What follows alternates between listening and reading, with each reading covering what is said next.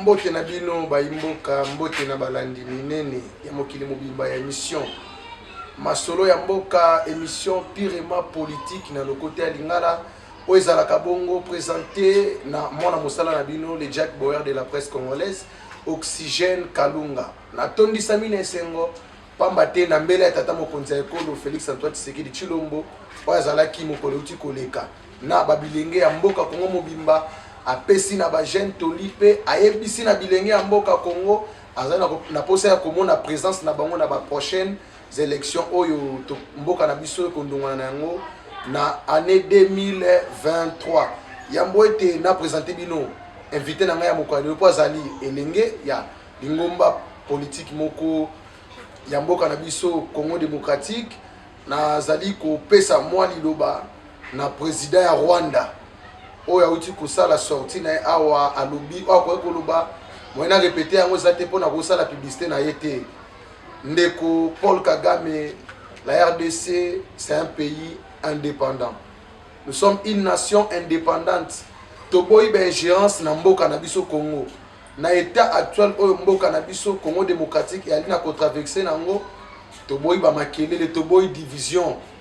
Déjà mokonzi ya mboka na dernière adresse na la nation asengaki na une forte mobilisation ya bayi kongomani pe asengaki na ba congolais to multiplier bolingo pe to zala na unité comment yo ali koyela biso ba biloko oyo ekokabola susu mboka Congo démocratique kosala na biso pasi bayi mboka Congo nyonso mingi bilenge po biso pe ba oyo tozali koloba na bino tozali bilenge lokola bino tokoya na ba jeu to distraction ya ndeko Paul Kagame te pamba te azali moto oyo ayende po akabola mboka na biso lokola ensemble to comprendre ba jeune de Paul Kagame toloba na ye ekosimba te ba élection déjà fixée 2023 élection ou rien ba ikongomani ba okende na kopona ba dirigeant na bango ya sika comment yo ali koyela biso ba makelele na mboka Congo démocratique ekosimba lisusu te ekosimba te tawande lekaki auto komi na te asuka ba bilenge déjà ba komi esprit ya kokemba masolo ya mboka tokoti na kata sujet lelo tozobeta masolo etali ba prochaines élections en 2023. La CENI de la RDC a déjà rendu public le calendrier des prochaines élections. Pour ou contre calendrier wana tokobeta yango na kati ya émission mokola lelo situation sécuritaire ya Est ya République démocratique du Congo tokolobela yango na mokola lelo biso to defa ba M23 eloko nini oyo tozofuta kasi pona bango nanu tokokisi eloko basengaka biso te tokobeta yango pona kosukisa lokola elenge azali moto ya lingomba parti politique plutôt ya LGD ezali lingomba ya ancien premier ministre Augustin Matata Ponyo tokosukisa na kobeta lisolo ya parti politique na bango wana ezali basi jemisa tobokoma yango ozali kolanda biso na Congo démocratique Brazzaville Angola po les bienfaiteurs télévision etale makamo kilimo bimba mingi na nzela émission na yango o masolo ya mboka esiko tobeta ka masolo ya batute toyaka na masolo ko beta pona RDC bayo bazali lokola ba intervenant bayaka na ba piste de solution balobi yango awa pour que lobby Congo démocratique ekende liboso donc na lombango na ko présenter bino ndeko to yambi na mokola lelo mona mboka mbote na mbote toyambio na émission masolo ya mboka ya mbote tokota na kati ya masolo bayimboka bazali na posa ba découvrir oyo zali na kati ya ngomba politique LGD. Déjà dans ce pays les ambaliboso nazala na bino elongo wana émission oyo comme on a eza Eli Mugalu nazali communicateur ya lingomba LGD particulièrement la fédération ya Lukunga où ils allaient kokamba makande pour Joseph Edeba donc voilà un peu en général au secrétaire fédéral chargé de la communication et médias ya Lukunga 1 LGB. Voilà, ensemble to découvrir Azali invité na biso ya mokolo ya lelo na yende to kobeta ba CGM sa auto outil ko yebisa na bino élection situation sécuritaire est na makambo etali parti politique na bango LGD ancien ezali parti politique ancien premier ministre Augustin Matata Ponyo Mapon mwana mboka ensemble actualité oblige to yoka ndenge président rwandais Paul Kagame na makambo alobaki qui est le président actuel Félix Antoine Tshisekedi Tshilombo aza na poste ya glissement likanisi ya komema mboka na baélection ezali te et surtout ke na 2018 na baélection précédente ndeko Félix Tshisekedi Tshilombo ye alongaki baélection te ntango oyokaki sorti ya lolenge wana lokola moi kongomani osantaki na eloko nini? Bon, personnellement, étant que patriote, lorsqu'on parle de l'agression et de la patrie, il n'y a pas d'opposants et il n'y a pas de majorité. Donc, président Félix Tshisekedi Azali, institution ya liboso ya mboka. Pas étant que personne, il y a Antoine Tshisekedi, mais président de la République démocratique du Congo, ya mboka. Et Koyoka Maloba, on est pas moto, a promis plus de 10 millions de Congolais, ça fait très mal. Nous sommes en politique, c'est vrai, tout ça en odeur de sainteté, na président Tshisekedi Félix par rapport à Nengazo Kambelamboka, mais Torondimati qui Maloba ya bongo et où t'es pas Kagame, nous tenions sur le Koloba Bisso Bakolomboka, pour juger président na Bisso par rapport à Kikolomboka na Bisso. Et non, hier, à un moment à Olubate, donc tu dis qu'on s'est fait la namote. Même si nous sommes opposants, nous condamnons ces genres de paroles venant de lui. Voilà un peu ce que je peux dire par rapport à ça. Voilà, balolenge ya bilenge ya boende tozali na bango na posa ya mboka po ete mboka ekende liboso boyoki maloba ya elenge ndenge alobi à mettre de côté lingomba ya bango ya politique bazali na kati opposition malobi ke bakoki kosepela te na maloba ya lolenge wana ebima na monoko ya Paul Kagame. Donc, et ça, moi, Sony Makasi. On peut confirmer que Paul Kagame est dans la fossé et comme moment de base à la diviser dans le moment actuel. Le complot est vraiment énorme par rapport à problème au Congo pour connaître les lots. Alors, il y a les problèmes, il y a Kagame, il y a aussi les problèmes de la communauté internationale. Récemment, au moment qui est sorti médiatique, il y a le président de la Bisso nationale, Matata Pognon, il a condamné d'abord les Rwandais, en commençant par Paul Kagame, il a cité nommément. Il a également condamné la communauté internationale. Parce que Rwanda, dans la marque cité, ceux qui n'ont pas de ceux qui ont c'est parce qu'il y a des gens derrière Paul Kagame. Et voilà pourquoi nous, au LGD, on condamne la communauté internationale. Parce que ceux qui sont dans l'Est, ceux qui sont en Ukraine, mais comme c'est des Congolais, parce que l'intérêt.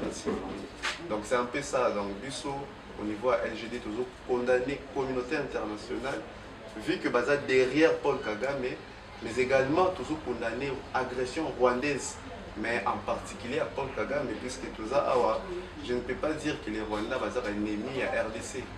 Les années Mouto, dans le régime à l'époque avec le président Abiyarimana, donc le peuple rwandais n'est pas l'ennemi du Congo ni des Congolais. C'est Paul Kagame qui est ennemi à Congo. Donc voilà. Paul Kagame, ennemi à Baï Congomani, donc qui zipa et l'unité de Kokanamono côté, il y a les problèmes ya Congolais sur le plan sécuritaire et Zaline de Paul Kagame. Mokonzambo Kalobaki a très bien voie le plus démocratique. Oyo ye alingaki atambola na yango ezalaki voie ya masolo kasi azali ko engager voie ya masolo na baye oyo basolo na moi na butu ba ko lekisa loboko moso na sima pona koboma population congolaise mingi ya partie est ya mboka na biso de Kagame. La population congolaise n'est pas une population naïve. Tôt ou tard okofuta kaka mabe oyo ozali ko semer na kati ya mitema ya ba Kongomani. Tokota maintenant na sujet na biso ya liboso ndeko Denis Kadima, président de la centrale électorale nationale ya RDC CENI, a outaki ko publier calendrier électoral. Mwana mboka étant communicateur et chargé à médias na LGD. Ozo juger calendrier wana pour oza pour ou contre calendrier électoral wana pour bayi Kongomani nyonso bandeko komituna. Il y aura des élections oui ou non? Calendrier bimi nungu ekoti ndeko Martin Fayulu pa azali ko telemela na ngambo na bino lokola communicateur. Calendrier wana eza le bienvenu ou bien moment ekoka quitter ba rendre république na calendrier électoral à 2023. Ici, je parlerai en tant qu'analyste politique en général, puisque la hiérarchie à partie, nous avons décision. Mais au niveau, il y a analyse personnelle. Je dirais que le calendrier électoral est le Congolais, puisqu'on veut des élections. Mais on ne veut pas seulement des élections, on veut des élections crédibles, mais des élections également transparentes. Donc voilà, lorsque tout le monde dit que le calendrier est bimi, c'est vrai, sur le calendrier, il y a eu des contraintes c'est né à l'obéli dans le calendrier, mais également il y a des choses qui m'ont tiqué personnellement, notamment enrôlement, il y a la diaspora. Ça m'a tiqué par rapport au calendrier Oyo. Mais quand je me demande pourquoi, par quelle magie, Baponi Kaka, Belgique, Baponi Kaka, France, Baponi Kaka, États-Unis, en Afrique du Sud. Pourquoi ces choix-là? Je vais expliquer peut-être aux Congolais, peut-être Belé va éviter. Choix ils ont fait parce que plus de 70% il y a population à diaspora, il y a 4 pays ils ont population ici du Kasaï.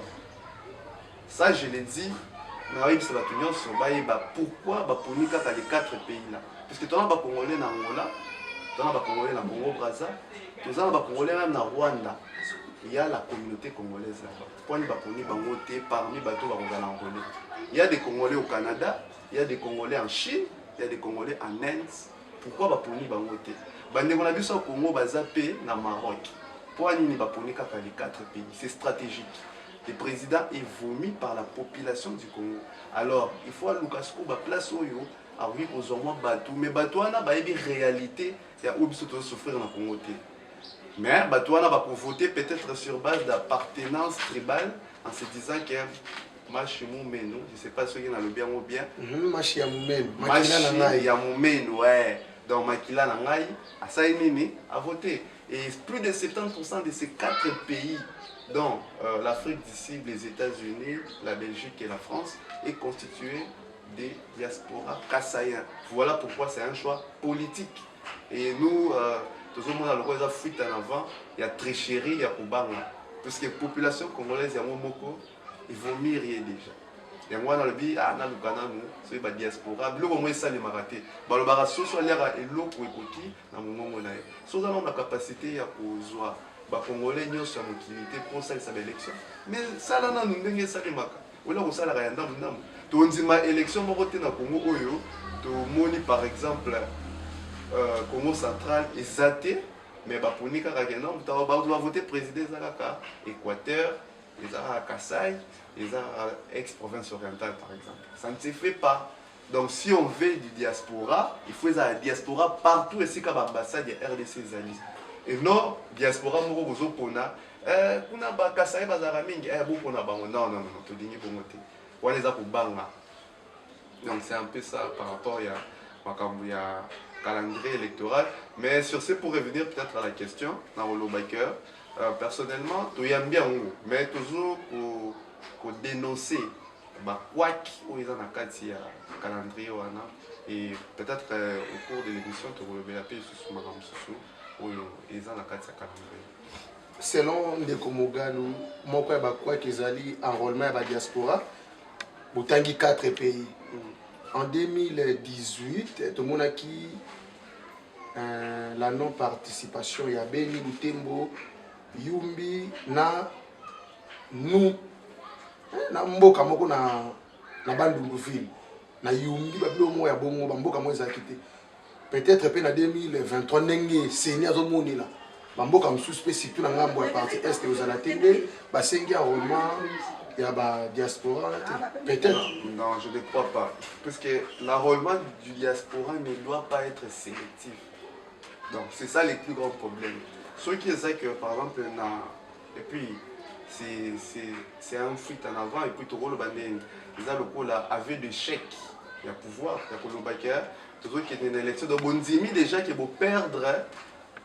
Guerre ou bien confrontation dans M23. Pour te dire déjà qu'il y a 2023, tel placé que tu reçois. Voilà, mais moi je crois que on croit la dernière fois.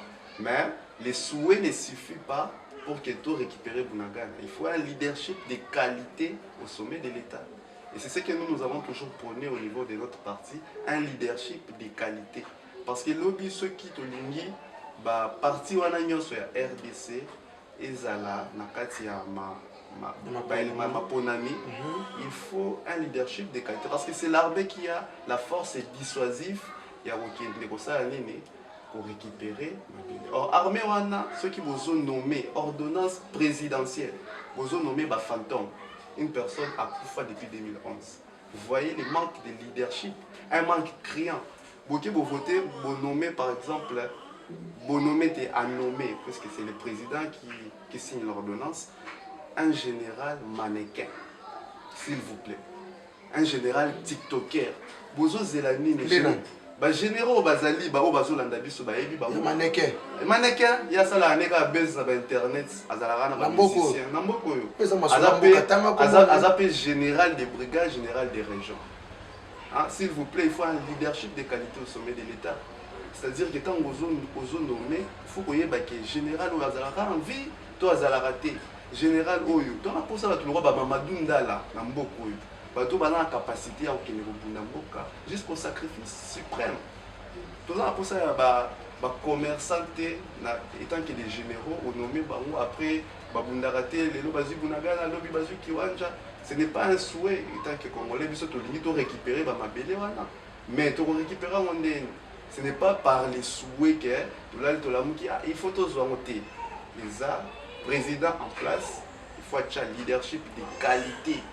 Na batoyo azokamba na bango pour que lobby to récupérer kiwanja to zwa élection ezala na représentation à Congo Mobimba. Ça sera un grand plaisir. Il y a batoyo sur le monde qui a une opinion soit voter même au Kwamouti là où il y a l'insécurité batoyo bomana pas même bato kuna pas de sécurité entre les deux peuples où bayakana bateke bazo bomana kuna comme ça au moins congolais partout a la capacité à okende étant que souverain primaire au salanini pour voter au yayi destin puisque quand on part voter c'est pour les 5 ans à venir nous assez mis destiné na yo ce qui a kambi mabe tokola la banzala tokozala la misala te donc il faut mutu moko boye ou azana capacité à oza destin na biso et c'est un choix où le congolais nyonso na droit de n'importe quelle place à vous se retrouver à voter. Donc voilà un peu.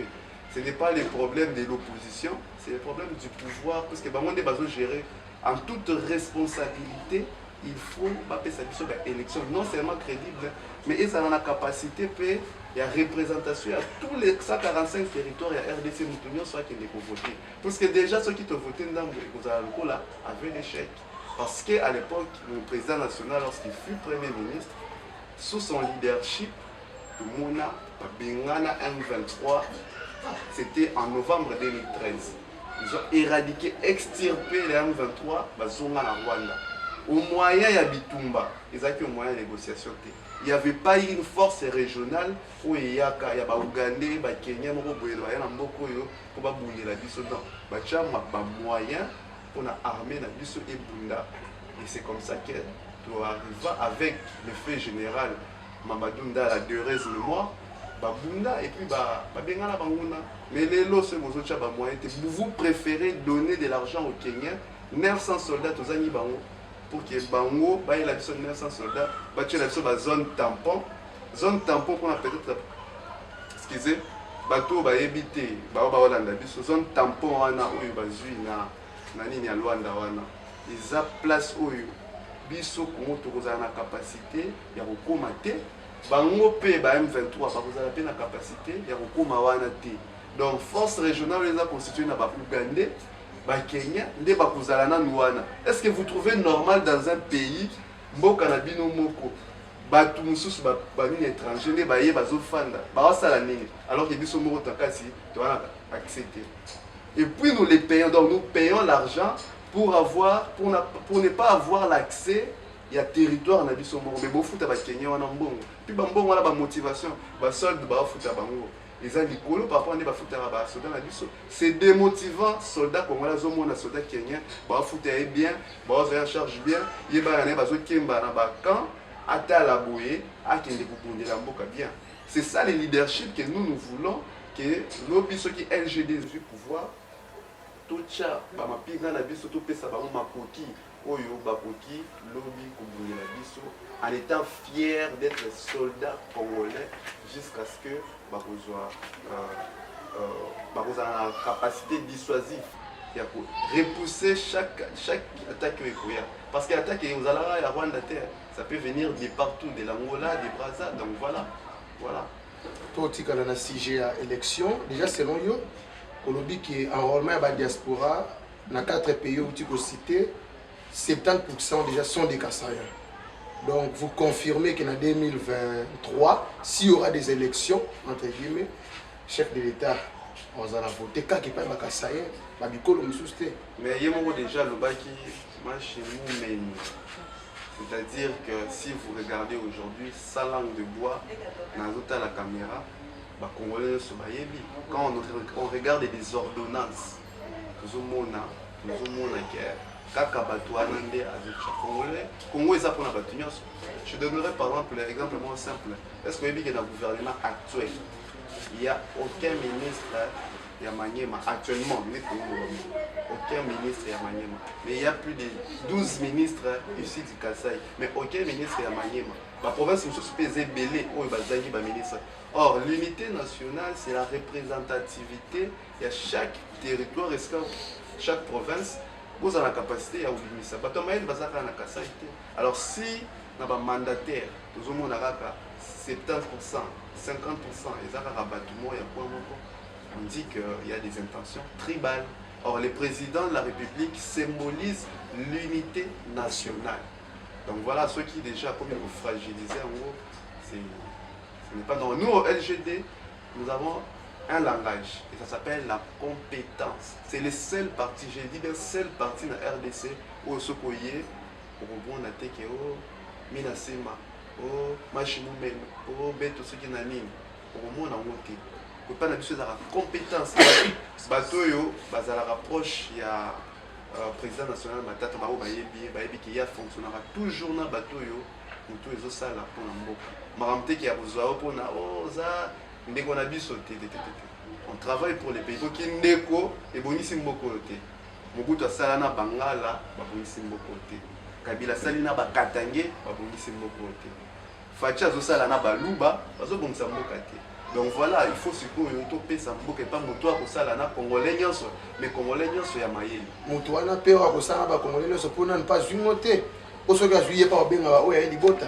Non, mais les premiers notre président national fut premier ministre chef du gouvernement pendant 4 ans.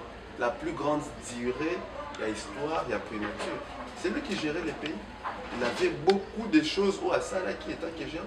Avez-vous déjà entendu que dans le cabinet à Premier ministre, nous avons un Maniema. La nomination est au Salema. Il y a un mandataire, il y a une entreprise publique.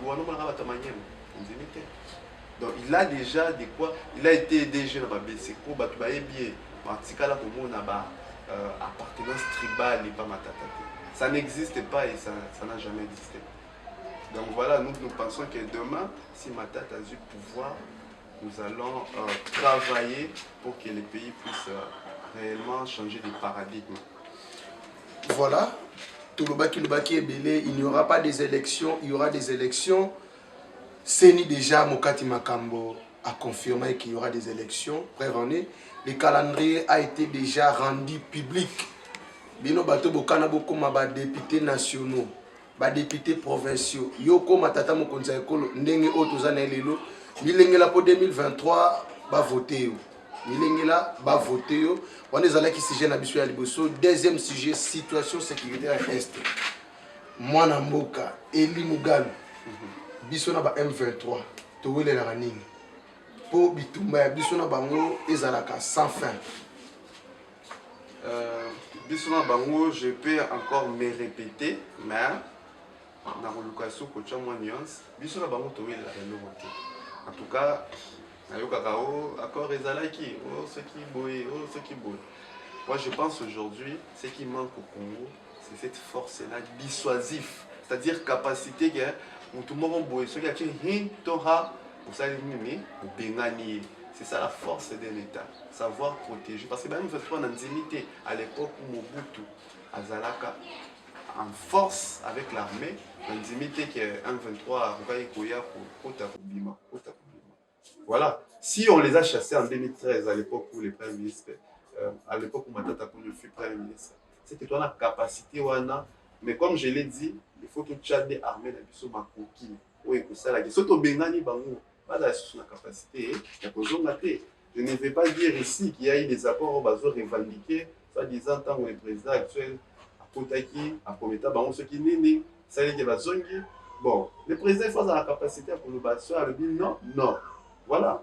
Et à défaut de ça, je pense que signer des accords nocturnes avec les rebelles, il y a bien été pour la démocratie. Le président burundais a outil Koloba Ougandais plutôt a outil Koloba qui armée à EAC de Kotika Mabélé à Est jusqu'à ce que l'armée à la République démocratique du Congo, la police bakokoma à mesure de combattre la population à Est. Aux moins insulte et puis kolembisa bayi Congomani armée congolaise bazo bundela ba M23. Déjà, pour moi, c'est l'humiliation. Nous avons subi l'humiliation. Un discours paternaliste d'un président burundais. Oh, il dit ça, le rôle là-bas, n'a la calme, tout awa, pour la bino. Burundi, s'il vous plaît. Pour les grands Congo, et le excusez-moi les termes, pays le rôle à Burundi, ils ont la capacité à couper espoir. Voilà pourquoi j'ai dit, par exemple, la force régionale, à l'époque, en 2013, lorsque le président, et lorsque Matata Ponyo, le président national démocratique, fut premier ministre, les FARDC, tout ça, 8e armée en Afrique.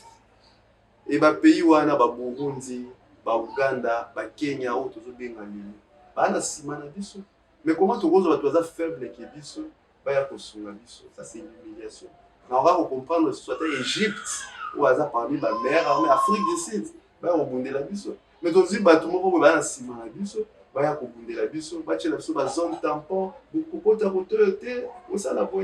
tout ça c'est l'humiliation que nous sommes en train de subir. Et voilà pourquoi moi je pense qu'aujourd'hui, nous sommes au soir des élections, nous devons changer de paradigme commun. Ceux qui sont invités, et là, les karatika, ils étaient. Donc, ceux qui ont quitté, voilà, je m'adresse directement au président de la République. Ceux qui ont quitté, ce sera mieux qu'en 2023 le bilan. En tout cas, mais qui est invité. D'ailleurs, il avait dit que ceux qui n'ont pas guerre à Est, je ne me considérais pas comme président de la République. Donc, il faut être honnête à respecter au moins une fois parole. Que non, na koki kopesa ba Congolais fierté oyo basengi kozala na ngote. Et du coup, atiki à l'UDPS qui va rechercher candidat puisque déjà lui il incarne l'image de la faiblesse du Congo. Image à Moutouma qui ne reçoit la faiblesse baya kobunde la Congo. Alors qu'avec les colonels Mamadou Ngala, ba généraux Baouma, Congo ezaki na force to kenda pe to bengana pe tout ça la capacité à potentialité. On ne peut pas donner l'image communicationnelle d'un pays faible. Voilà. Ah, Congo démocratique. Et ali ko sala passe. Ba mapinga ba ali ko bunda. Mais ko mona mokonza mboka moko awasa ba discours pour que a dénigrer force armée ya mboka na biso. Ils allaient couper ça passe. Et puis, dans le retour, au Kabadija congolais, au lieu de condamner avec la dernière énergie, Malobaya Motono, on a besoin de Malobaya, fragiliser ce qui ni. Baïbali Kokamamboka, Bisonabino, tout ça dans Moka Moussouté en dehors Congo. Ceux qui vont senga, vont déclarer guerre. Nabaïo Bazali Kobundisa Mboka, Nabiso vont déclarer, puisque l'ennemi est déjà connu, c'est le Rwanda. Bombaye tiwapi na uti kolanda 10 propositions ya mwana mboka dof muzitu babiloko no soto ali kopotana lelo na kati kuna ezali kuta lobaka yango bien avant que ennemi na biso ezali Rwanda to déclarer guerre na ye comment to ali ko batela moto o ya lingi ko batela biso te lelo raffinerie ya diamant to pesi na Rwanda or diamant bi makana mboka na biso Congo pourquoi pas ba pesa biso raffinerie ya diamant. Pour biso monde ba to sike bimela mais ba pesi yango na Rwanda baosala na biso bavanti jusqu'où touti kosoma minduki awa balobi ote tokoma banimero ya baarme oyo tobundela bitumba touti kokokanga avion français moko na mboka na biso na Goma biloko ezali na kati jusque là toyebi te avion ezalaki vide to ezalaki ndenge nini. Or il est connu de tous que Rwanda aza sous-traité et pas ya français eyebani maintenant avion ya France ekwei na Goma biloko ni ezalaki na kati po biloko wana banani baki kosese ya vune yango bayimboka tofongola miso kaka ndenge mokonzi mboka alobaki appel à la mobilisation nationale tolalisa miso te oyo ezali Congo mboka bakoko batikela biso mwana mboka tokoki koeliki ete lobi mpe bitumba bainva tokokosila. Oui, tokoki kolikia soki lobi topesi mboka epa moto oyo aza na leadership de qualité. Moto yango nde nani kaka leadership de qualité? Moto yango ezali Matata Ponyo, président national ya LGD. Voilà pourquoi biso tokanisi ke na 2023 il est déjà candidat porté par notre parti politique et avec son leadership de qualité oyo a transformé un leadership transformationnel a transformé makambo ebele toza na kolika ke lobi soki biso toza na pouvoir, c'est-à-dire nous les LGD okoyoka soso guerre na STT eza promesse te puisque nous on n'est pas des experts en promesse, nous sommes experts en réalisation. Matata va ça la Transco a prometa ba communauté avant so ba bus il y a bus esprit de vie a prometa ba congolais. Avant so ba avion il y a Congo Airways a prometa ba congolais. Matata Ponyo va atonga immeuble du gouvernement qui est le seul immeuble na boulevard construit par l'argent du contribuable ya congolais a prometa ba congolais alobara muke asalaka ebele. Voilà, nous ne sommes pas des experts en promesses. Ici déjà congolais démagogie bengana mutuana on a kusala kusala nanu nini pour mboka pour lobby osalela nga oyo ozoluba. Voilà pourquoi batu bakosa batu que tokoya na ba budget ba 80 milliards les autres on a 14 milliards mais incapable de construire même une pharmacie et à l'état oyo écoutez ko engager 2 personnes na kati avec un budget de 14 milliards mais avec un budget de 4 milliards Matata a créer des entreprises comme Transco, ils ont engagé plus de 3000 Congolais. Et les autres, la vision, et comment qu'ils sont même dans la province, parce que nous avons Transco, transport, il y a Congo, ils ont qui à qui on a qui un esprit de vie, c'est-à-dire qu'ils ont permettre au esprit de mort, à esprit de vie.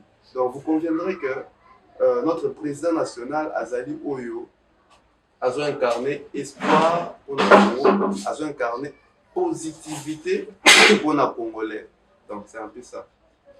Ah, Congo est en surprise. Matata Ponyo lisusu. Il est pas le but à la pose à changer mboka. Ba yiko moment ba opé sa chance. Si je n'habite pas sous katwa ni kolobé la parti politique LGD. Il y a ancien premier ministre Augustin Matata Ponyo. To bana likambo etali bukanga lonzo. Mwana mboka eli mugana. Communicateur et parti politique LGD.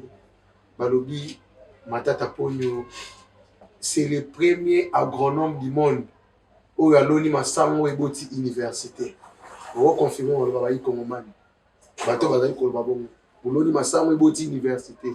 Mais na terrain masango le bayi comme man balia banité wa monika université munene bimi na maniem. Ngai na kopesa lokola moi histoire moko boye eza lokola mwana waza mayele na classe Matata za lokola mwana waza mayele na classe sikoyo bazoba bana oyo bazwaka te balingi bapakola ye salite mais ata bopakoli salite na uniforme po ye mpe bapinir ye ekole ekobosana te ke mwana wana aza mayele ki abetaka 92 na première ki abetaka 86 na deuxième ki abimaka lauréat na troisième eloko babosana yango wana Matata nenga za wana okolongola congolais na mutu te makambo sala ata bazolinga bapakola ye salite okotia uniforme salite mais okolongola réputation te oyo eza caractérisé na ba réalisation na ye dans le passé. Quand quelqu'un passe à Moni Transco il voit Matata au Moni Congo Airways ozo kende likolo ikenda kozwa ligne wa Lumumba au Moni Matata ozo mona immeuble intelligent où eza siège ya ba institution na biso ebele ozomona matata. Tu vois la scène simple, le loba congolais et belé au basala, parce qu'il est en retraite. Voilà les visionnaires à créer Sensap, c'est-à-dire entreprise où il peut permettre que ce au sali lobby va foutir au pays na chômage na kimia à sala yango. Mais Sensap wana est engagé par les Congolais parce qu'il y a des gens qui sont engagés là-bas. Mais ils ont été payés par fonctionnaires congolais. Voilà double vision parce que au aider les Congolais, mais au long les pays sur la chômage. Tant au pays na Transco par exemple, ils ont aidé les Congolais dans le sens que vous avez 500 francs à Kéiti na ville à Otichango. Mais également, ils ont eu 3000 personnes à chômage. Mais avec 13 milliards et un budget où ils sont actuellement, comme je l'ai dit, à ta pharmacie, à Pamba. Voilà, nous pensons que notre président national, Azali, assez fort pour que Akinde, lobby, et puis comment les gens soient appelés Elikia. J'avais reçu une confidence à Moutomore et à FCC, la plus grande erreur de Kabila. Et ça qui a pour Matata d'offecter. Donc, la candidature de Matata a été attendue par les Congolais depuis longtemps.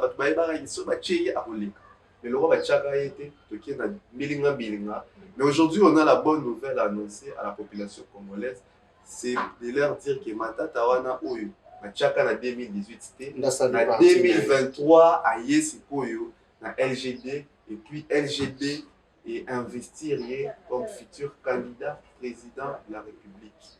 Alors, le 24 janvier 2024, je peux assister pour la première fois dans l'histoire de la République démocratique du Congo, passation civilisée entre l'incompétence et la compétence, entre la jouissance et l'excellence, entre l'amateurisme et le professionnalisme, entre les non-diplômes et la thèse. Donc, jour on a beaucoup la passation civilisée, mais il y a un outil négatif, na positif, entre les promesses et les réalisations. Donc, passation à jour on est vous allez jeter. Donc, jour on a esprit de mort, il y a un mot qui koufa et coupé, ça c'est pour esprit de vie. Il y a un mot à Samboka. Donc, voilà, Matata, c'est l'homme qui incarne les réalisations, c'est la référence de la bonne gouvernance. Imaginez Moutou Oyo Aki na Bamboka Bapaya. Pour la première fois, comment les mots va rater. Au Babenga Libanda, ba ebisi que non, monsieur, il y a quand même un temps qui s'abuse awa, n'engeni nous sala na mboka na yo pour que mboka na yo et connaître ma performance ou il sala durant mandat na yo et après Premier ministre. Ça ne s'est jamais fait dans l'histoire de la République démocratique du Congo. Parce que va pouvoir reconnaître la prouesse na yo na mboka na yo te. Mais Libanda, ce que va reconnaître yo te. Ah, c'est que on est comme ça. Devant docteur Denis Mukwege, Martin Fayulu, Lumwana Mboka, Moïse Katumbi, vous allez comme on a présidé un parti politique Nabil Lumwana Mboka, Augustin Matata, pour nous mapon vainqueur de la prochaine élection. Sans compter les présidents actuels, puisqu'il a postulé en 2023. Je pense aujourd'hui que la population, comme je l'ai dit, n'est plus dupes. Elle est devenue mature et voter les sous sur base de la démagogie. C'est-à-dire que, oh, on a eu dans ça, il a vu nos bois. La population est sous notre vu le cycle électoral où il est en Mboka, les Congolais, matissa façon de la 2023, il y a souvent ma que oh, polo, 2023, on est au Sala, en tant que au Québec, la bonne gouvernance, c'est bien évangile de la bonne gouvernance. Je suis en train de te parler des réalisations de ma tête. Où ils ont un rêve, ils ont un autre, ils ont une réalité. Tchétembe, toqué dans l'aéroport, pour le Congo Airways. Parce qu'aujourd'hui, on veut écarter notre président national en course parce qu'il va se battre. Ce qui est bandé au bang a été, on a été acharnement judiciaire où ils ont autour du président national à Bissau. C'est la seule personne, c'est le seul candidat qui incarne beaucoup de réalisations en lui. Et sur ce, il a un discours à tenir devant la population. Il faut l'écarter. Mais, à combien il va poison. Parce que Matata Nengazawana, il était un péquissi pouvoir en place et créer Mukangalonzo Moussous. Ce qui veut dire qu'il y a Ibadimbongo. Quand si vous créez Mukangalonzo Moussous, vous allez attaquer Kombo Moussous, mais au moins, et permettre aux Congolais, Balia. Bolobi qui a Ibimbongo à Mukangalonzo. Mais est-ce qu'il y a un interdire Bilobo récupérer Bounagan? est-ce que y a mon tapeki a si nous voter les généraux TikTokers pour Nabunagana ils ont la capacité à vous la récupérer? Est-ce que c'est Matata qui a interdit au pouvoir actuel il y a pour la justice équitable alors qu'il y a un état de droit? Est-ce que c'est Matata qui les a interdits, les pouvoirs actuels? Il y a pour la les lots baïbi mbongo ya nani baïba mbongo ya il y a 100 jours bato nyonso babima toyeba moto akenda na mbongo te. Est-ce que c'est Matata nde azalaki wana po ayiba mbongo wana? Lelo pour la première fois dans l'histoire des nations ekota na Guinness record que l'État a escroqué la population au travers les rames. Est-ce que c'est Matata nde azalaki na bino na nsima po escroquer rame? Donc arrêtez d'emmerder notre président national botika kobanga bitumba ezala nde na terrain bokima na nsima arbitre te tobunda na bino 2023 fara ito akima te. So Matata pone kwa azobangisa azobangisa makasi azobangisa Fayulu Muzito Docteur Denis Mukwege to azobangisa pouvoir en place azobangisa candidat nyonso oyo aza candidat président puisque c'est le seul candidat président oyo aza na plus de réalisations dans sa gibecière, le seul et l'unique oyo soit bimi devant population boye akoloba na salela bino boye population ezoyeba bango nyonso nde baza wana baza na ancrage des réalisations lokola Matata. Et c'est ça qui fait peur. Puisque le discours aujourd'hui sera basé sur ce que tu as fait. Pour ça, le bien, il y a un conseil, la population va oh, c'est quoi, il n'y a pas le baka. Il y a promesse, si à niveau que tu commets même péché à excès de table, les couleurs il y a la promesse. Donc voilà, la population vous allez soutenir à Monaco. La population comme une salle, ah ok, tu peux se payer, chance, ça là les sous. Donc c'est ça. En 2023, ça va falloir lutter, Matata nde. Mais en opposition, et là, il y a le patron, il a chapeauté l'opposition à Mboka Nabiso, c'est déjà connu, Martin Fayulu.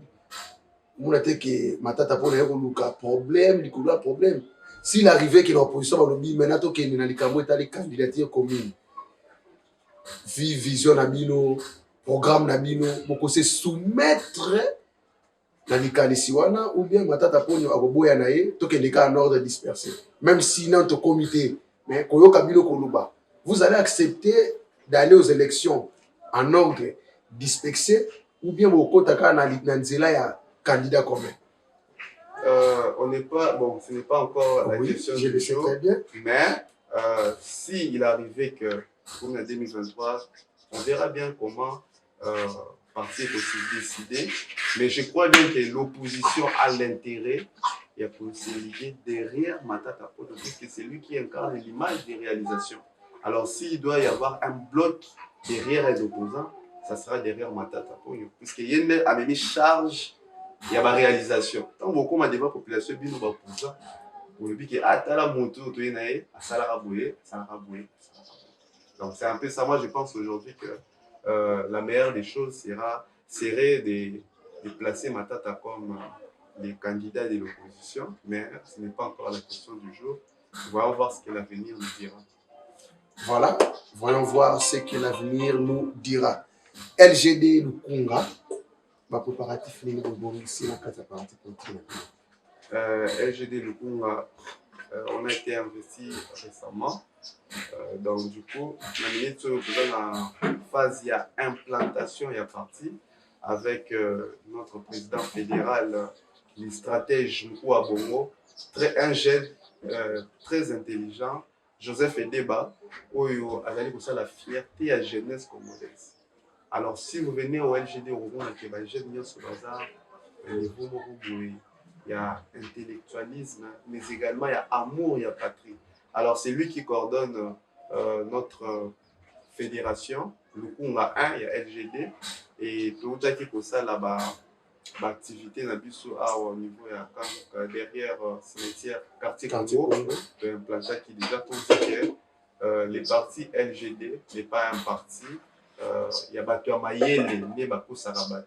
ezaka parti moko boye ya bato ba veste lokola nga te eza parti ya bamama ndunda eza parti ya bamama tomate eza parti ya moto nyonso tozalaki na quartier Congo tosali baadhésion massive tozalaki na comment on appelle na barumbu na cellule ya oyo toyotaki implanté récemment ya wenza libulu kuna na kati toprésente mpe toimplanté maître Vincent.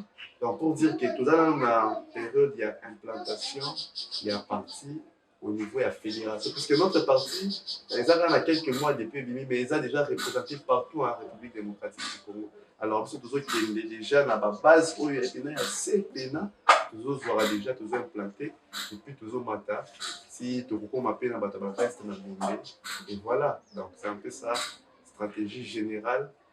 D'ici 2023, les partis seront représentés. Pas une avenue sans les partis LGD.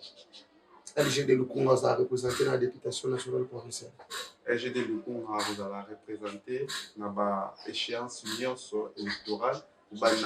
J'ai appris dans l'électoral que même côté bourgmestre, tout ça. Donc, on va représenter partout à part la présidence, puisque parti déjà à travers les congrès.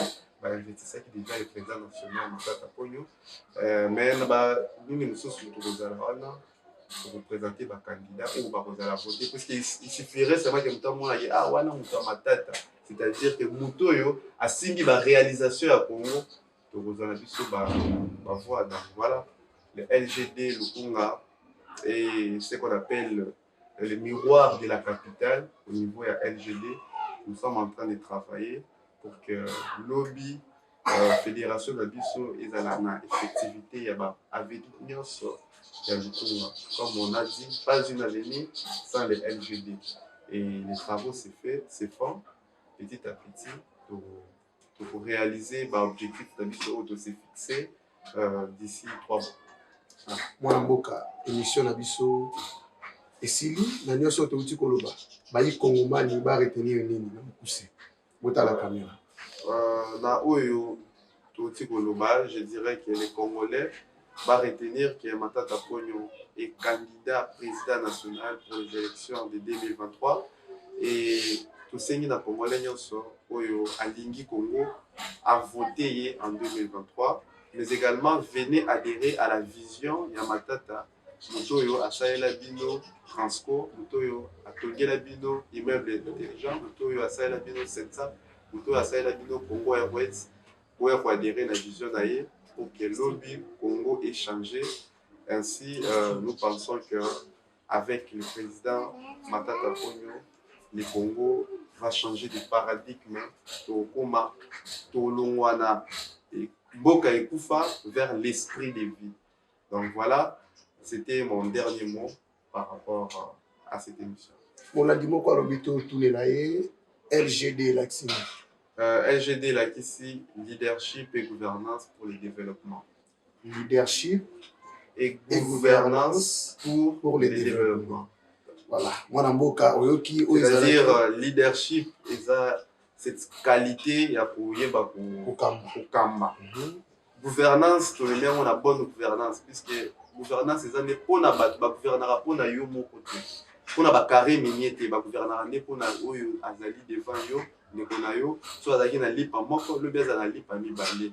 Développement c'est-à-dire que lelo Congo na biso place ezali na banzala nango toi pour ça tomber mango likolo parce que les partis LGD là il faut que je le précise les a partis au tout ça là encore pour la 2023 c'est un parti tout ça là ou bah toi comme congressiste va ça la partie pour que ils à long terme c'est-à-dire pour la vision à 2080 pour la RDC c'est seulement les seuls partis à moi tout incarné par l'aigle c'est ça notre totem ils ont vision de l'aigle tout le monde à 2080 tout le monde à 2100 puisque notre président national il aura bientôt 60 ans donc d'ici 40 ans tant vous allez se inviter mais LGD peut fonctionner donc nous avons une vision de l'aigle et pour moi il y a lobby le coup la Lumumba en avons la vision il y a lobby tous a parti malette il y a bateau le bateau créer ma partie pour on a la base au pouvoir il y a ministère il y a je sais pas moi vice-ministère donc voilà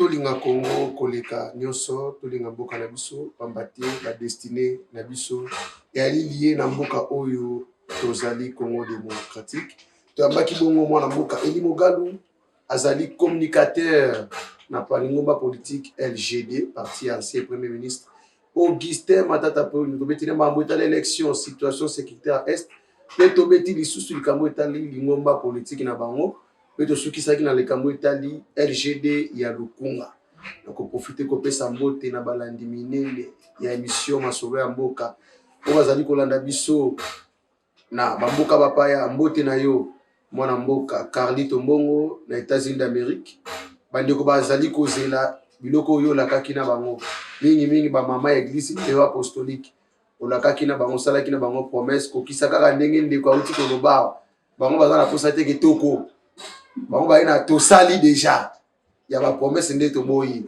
mbote na siko zali mbote na le DG Sadik Mbongo DG ya chaîne oyo le Bienfaiteur TV mbote na partenaire na biso oyo asina na biso partenariat ya confiance ingénieur Paul Wata Muteba mbote na yo papa mbote na Toto Espera mbote na Dieu merci Mwanzali réalisateur maison mbote na invité na ngai ndeko Eli Mogalu pe mbote lisusu na président fédéral ya Lukunga ya parti LGD ndeko Joseph Edeba mbote na siko zali mbote na population ya Kanluka pambate zali mboka oyo esali ete biso toyebana so e Kanluka te mais toyebani te mbote na bayi kongomani mbote na bayi kongomani bazali na parti est o bazali konyo kwama tozali elongo na bino pambate soki bino ozate ndambo ya Kongo pe tokobeta yango te lokola bozali eliki ezali ete bitumba ya est kosila appel ya chef de l'état bayi kongomani mingi bilenge tokende kosanrole na armée congolaise tokende ba bazali makasi na nzoto bakende kosanrole